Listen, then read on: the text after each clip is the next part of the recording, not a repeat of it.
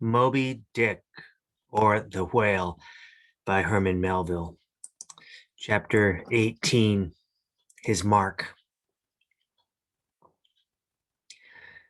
As we were walking down the end of the wharf towards the ship, Queequeg, carrying his harpoon, Captain Peleg, in his gruff voice, loudly hailed us from his wigwam, saying he had not suspected my friend was a cannibal, and furthermore announcing that he let no cannibals on board that craft, unless they previously produced their papers. "What do you mean by that, Captain Peleg?" said I, now jumping on the bulwarks and leaving my comrade standing on the wharf. "I mean," he replied, "he must show his papers." "Yes," said Captain Bildad in his hollow voice, sticking his head from behind Peleg's out of the wigwam.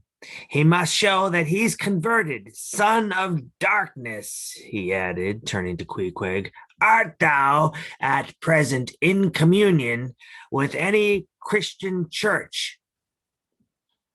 "Why," said I, "he's a member of the First Congregational Church." Well, hear it be said that many tattooed savages sailing in Nantucket ships at last come to be converted into the churches. "First Congregational Church," cried Bildad. "What, that worships in Deacon Deuteronomy Coleman's meeting house?"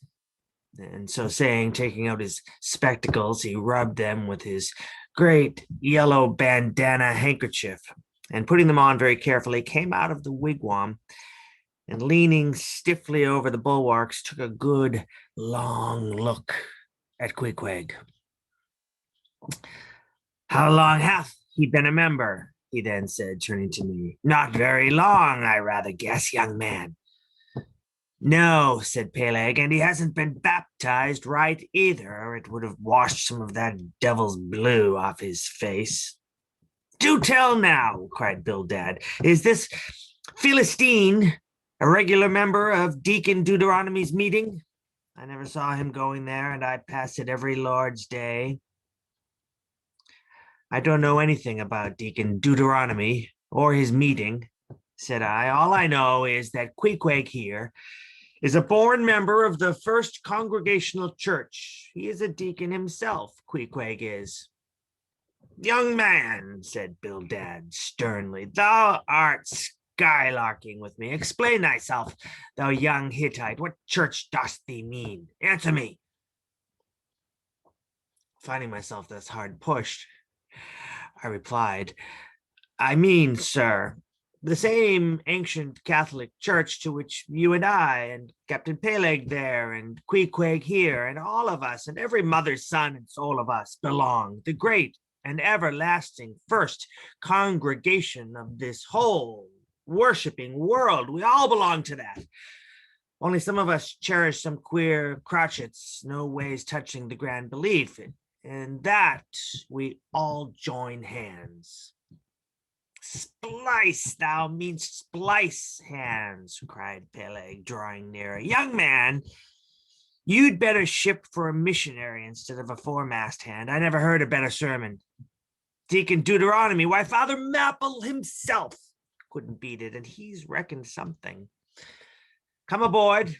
Come aboard. Never mind about the papers. I say, tell Quahog there, what's that you call him? Tell Quahog to step along. By the great anchor, what a harpoon he's got there. Looks like good stuff, that. And he handles it about right, I say, Quahog, or whatever your name is.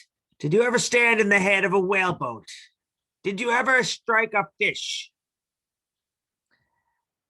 Without saying a word, Queequeg, in his wild sort of way, jumped upon the bulwarks, from thence into the bows of one of the whaleboats hanging to the side, and then bracing his left knee and poising his harpoon, cried out in some such way as this: "Captain, you see him, small drop tar on water there, you see him, well, suppose him one whale eye, well done." And taking sharp aim at it, he darted the iron right over Bildad's broad brim, clean across the ship's decks, and struck the glistening tar spot out of sight. "Now," said Queequeg, quietly hauling in the line, "s'pose he him whale eye, why, dat whale dead. "Oh, quick, Bildad," said Peleg, his partner, who, aghast at the close vicinity of the flying harpoon, had retreated toward the cabin gangway. "Quick, I say, you Bildad, and get the ship's papers. We must have Hedgehog there, Quahog, in one of our boats. Look you, Quahog, we'll give you the 90th lay, and that's more than ever was given a harpooneer yet out of Nantucket." So down we went into the cabin, and to my great joy, Queequeg was soon enrolled among the same ship's company to which I myself belonged. When all preliminaries were over and Peleg had got everything ready for the signing, he turned to me and said, "I guess Quahog there doesn't know how to write, does he? I say, Quahog, blast ye, dost thou sign thy name or make thy mark?" But at this question, Queequeg, who had twice or thrice before taken part in similar ceremonies, looked no ways abashed, but taking the offered pen, copied upon the paper in the proper place an exact counterpart of a queer round figure which was tattooed upon his arm, so that through Captain Peleg's obstinate mistake touching his appellative, it stood something like this: Quahog, his X mark.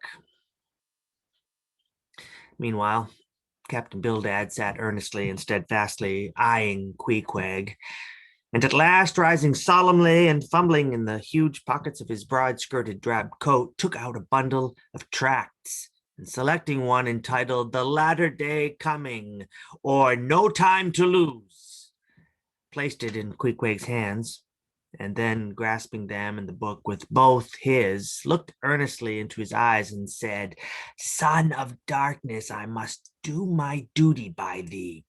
I am part owner of this ship, and feel concerned for the souls of all its crew.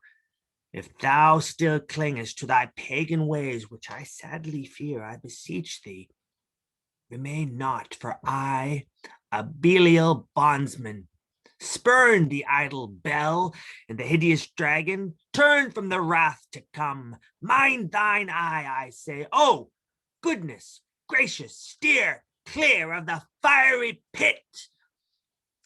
Well, something of the salt sea yet lingered in old Bildad's language, heterogeneously mixed with scriptural and domestic phrases.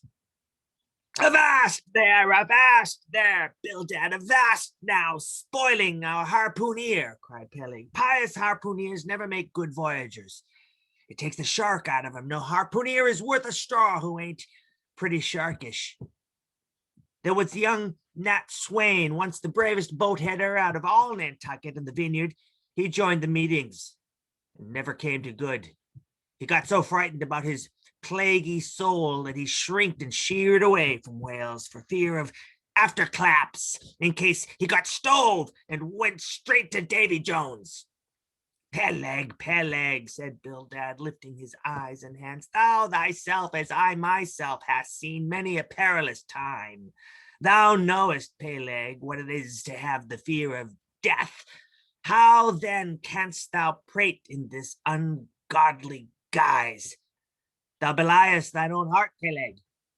Tell me, when this same Pequod here had her 3 masts overboard in that typhoon on Japan, that same voyage, when thou went mate with Captain Ahab, thou didst thou not think of death and the judgment then?"